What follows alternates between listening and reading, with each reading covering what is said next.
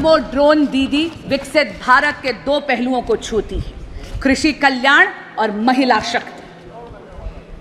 महिलाओं का लेकिन वास्तविक और असली सशक्तिकरण तब होता है जब वो नीति निर्माण में हिस्सा बनती है। अध्यक्ष जी, यहाँ पे कई सदस्य हैं, यहाँ पे आदरणीय हरसिमरत कौर जी भी बैठी हैं, वो तो स्वयं इस बात की साक्षी हैं कि 16वीं लोकसभा में तब की माननीय विदेश मंत्री श्रीमती सुषमा स्वराज ने राष्ट्रपति अभिभाषण के धन्यवाद प्रस्ताव के अनुमोदन के वक्त एक इच्छा प्रकट करी थी 33% महिला आरक्षण के लिए, ताकि महिलाओं का राजनीतिक सशक्तिकरण हो सके।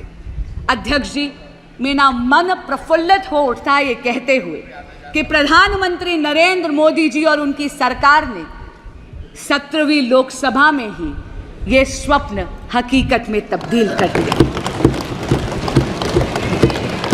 अध्यक्ष जी, 18वीं लोकसभा में सुषमा स्वराज की दी हुई ये आंखें नारी शक्ति वंदन अधिनियम को लागू होते इस सदन में देखेंगी और इस ऐतिहासिक पल की साक्षी बनेंगी। विकसित भारत का अगला स्तंभ है किसान कल्याण। अध्यक्ष जी, एनडीए सरकार के लिए अन्नदाता देवतुल्य है और इसीलिए एनडीए सरकार ने इन देवतुल्य किसानों के लिए 3,20,000 करोड़ रुपए पीएम किसान सम्मान निधि के तहत पहले ही वितरित कर दी है। नई सरकार जैसे ही आई, पहला सबसे बड़ा निर्णय हमारे यशस्वी प्रधानमंत्री श्री नरेंद्र मोदी जी ने लिया 9.26 करोड़ किसानों को 20,000 करोड़ रुपए ट्रांसफर करने का।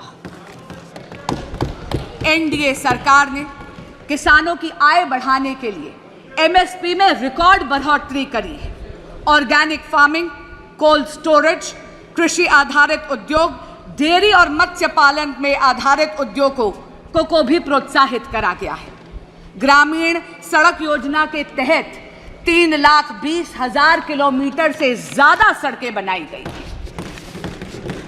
विकसित भारत का चौथा और सबसे महत्वपूर्ण स्तंभ है गरीब कल्याण। अध्यक्ष जी, प्रधानमंत्री गरीब कल्याण योजना विश्व में सबसे बड़ी सामाजिक कल्याण योजना साबित हुई है। इसमें 81 करोड़ से ज्यादा लोगों को मुफ्त खाद्यान्न की सामग्री यानी मुफ्त राशन देकर मोदी जी ने खाद्य और पोषण की सुरक्षा सुनिश्चित करी है।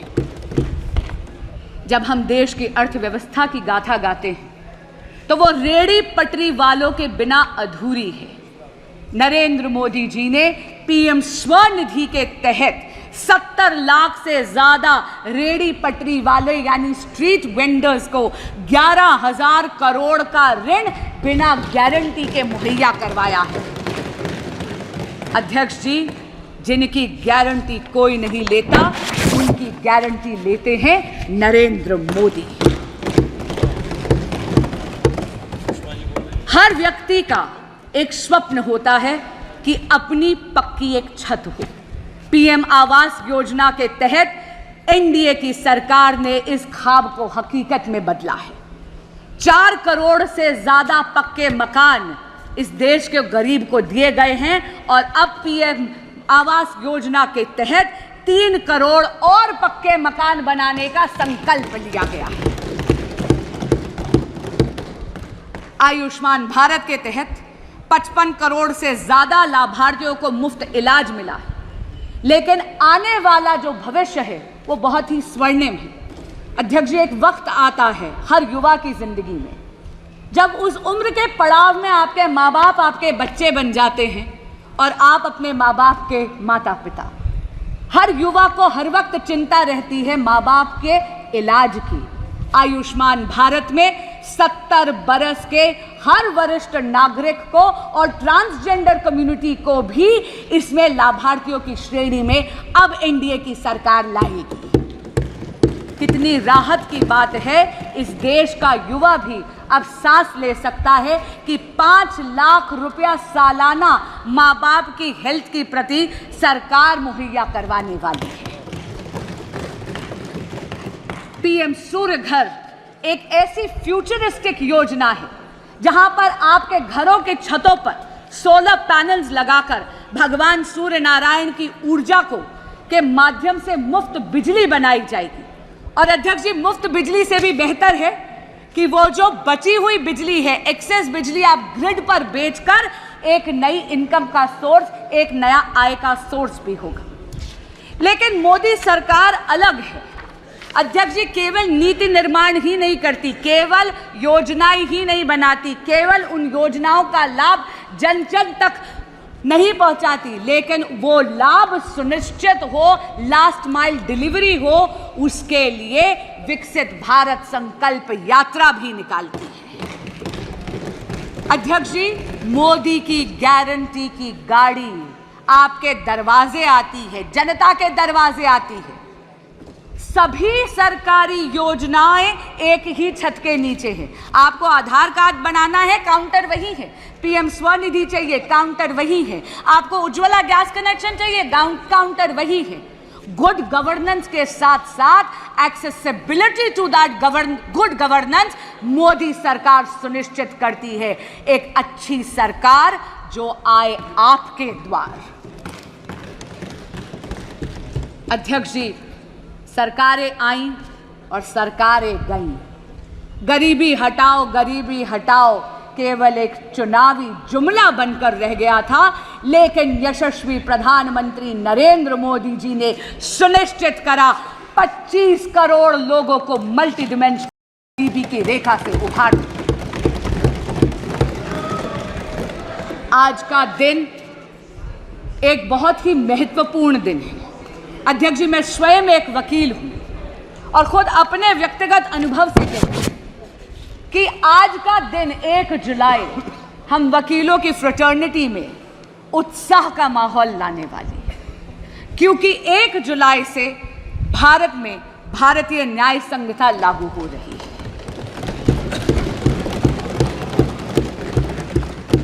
पहले के कानून ब्रिटिश राज की गुलामी की बेड़ियां थे जो हमारी न्याय प्रणाली को जकड़े हुए थे।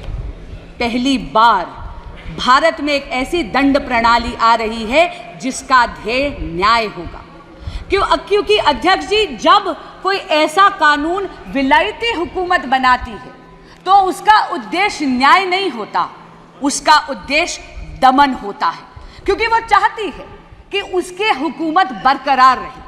लेकिन पहली बार देश में भारतीय दंड प्रणाली आएगी जिसका ध्येय न्याय होगा, न्याय को प्राथमिकता देगी। और हमारे यहाँ कहते हैं justice delayed is justice denied. ये वो क्रिमिनल सिस्टम होगा लॉज का जो एक एक्सपीडियंसी लाएगी, एक तेजी लाएगी भारत के क्रिमिनल जस्टिस सिस्टम में। कम्युनिटी पेनल्टी पहली बार भारत में इंट्रोड्यूस हो रही है। इसका मतलब है at the heart of these laws is not only deterrence of law and punishment but also a sense of reformation. इन सभी ट्रांसफॉर्मेटिव, फ्यूचरिस्टिक, पाथ ब्रेकिंग कारणों के कारण ही भारत ने एनडीए की सरकार को तीसरी बार पूरा बहुमत दिया है।